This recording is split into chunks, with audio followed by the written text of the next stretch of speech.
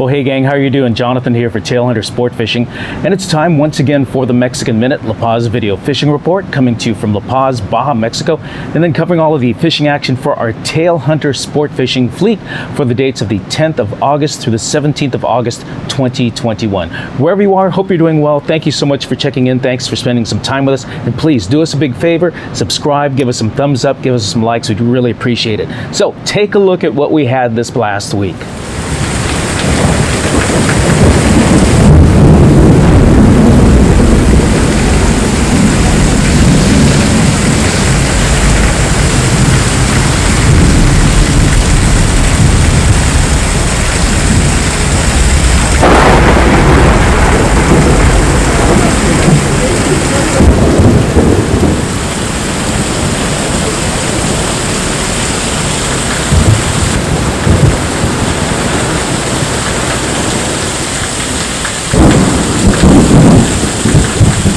Sure enough, we did get a little bit of rain. I thought that was going to happen this week, and you know, whenever we see the rain in the forecast, we're really careful about it, but we actually had two hurricanes come by us this past week. One was named Linda, the other one was called Kevin. They really didn't do anything to us. They were way south of us and they moved out to the west, but they were enough to bring us some, you know, some afternoon and some evening thunder showers. It would rain for about an hour, really hard, and then it would stop and it might rain again, might drizzle a little bit on our windshields, enough to mess up the dust that was on there, and then it'd stop. We'd have some great sunshine, everything would steam, and it was just on and off. We had some, we didn't have some. It was really weird. The kind of rain we have down here in Mexico is that it could be raining like right here where I'm sitting. It could be torrential, it could be flooding right behind me.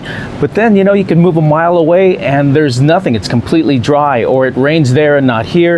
Across the bay, I can see columns of water falling, but we could be completely dry. Or let's say you're out on the water and it's hot and suddenly you get drenched in rain, but you move another 100 yards and it's completely dry again. It's that time of year. We're going to have these tropical storms coming through. It looks like we might have a couple more coming this week.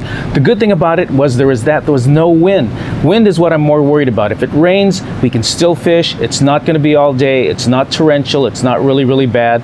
In fact, sometimes you're looking for rain just to cool off, but the wind is much more of a concern to me as you know, running our fishing operation, because the wind can really turn things over. It can really disturb things. And fortunately for us this last week, even with the rains, it did not hamper the bite. Inshore, we still have all the Dorado, Pargo, Cabrilla. You can spend all day long, especially with light tackle. We had some great folks that come down every year, and they really just like to hang right in the rocks and fish with light tackle. They had a great time, caught pretty much all the light tackle stuff they wanted. Like I say, the rockfish, the Cabrilla, the Pargo, Jack Crevalle. There's so many species inshore. It's just like a big aquarium.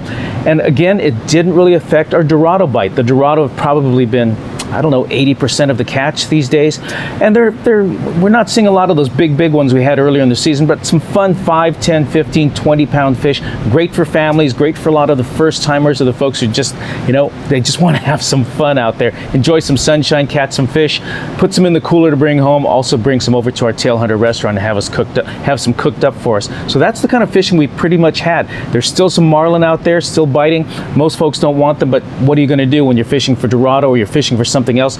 And here comes the big boy swimming through. He picks up your bait, he eats a Dorado, he eats a bonito that you have on the line, and suddenly on 30-pound test, you've got a 200-pound marlin on. So none of those stuck. All of them broke off or got released, but they are still here. We're seeing more marlin and more sailfish than I've seen in many years, so there's still an opportunity to catch those. If you're looking for roosterfish, normally in August, you know, the roosterfish are pretty tapered off, but if you really still want a roosterfish and you're coming down, I think they're still going to be around. There's some nice size fish. 40, 50 pounders are not unusual. Some fun small size, that 10 or 15 pound class of roosterfish on light tackle is hilarious, great fun. It's a hoot all day long if you want to do that. So there's still a great opportunity to get some roosterfish.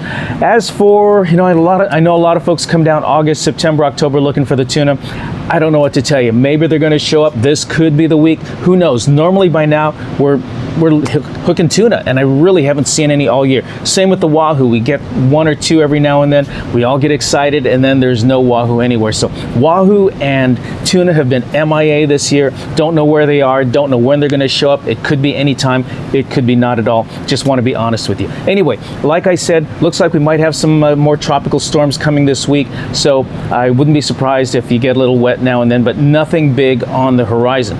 Also wanted to tell you, listen, a lot of folks are calling in and saying they're having trouble with their passports. Last year, there was a big slowdown on passports. If you're waiting for your passport either to be renewed or to get a new one for someone, check very, very carefully. Last year, they pretty much almost stopped issuing all of the passports because they didn't want anybody to travel. Well, it looks like they're kind of doing that they're doing that again this year. I've had some folks waiting 6, 8, 10 months, still not getting their passports. Others are trying to expedite it, still not getting their passports. So if you've got a trip coming with us or with anybody else, check very carefully. Call the passport office, send them an email, find out what's going on with your passport. Don't wait until the last minute and then realize my passport's not coming for 2 or 3 weeks or 2 or 3 months. So that has been an issue. Make sure you check on that.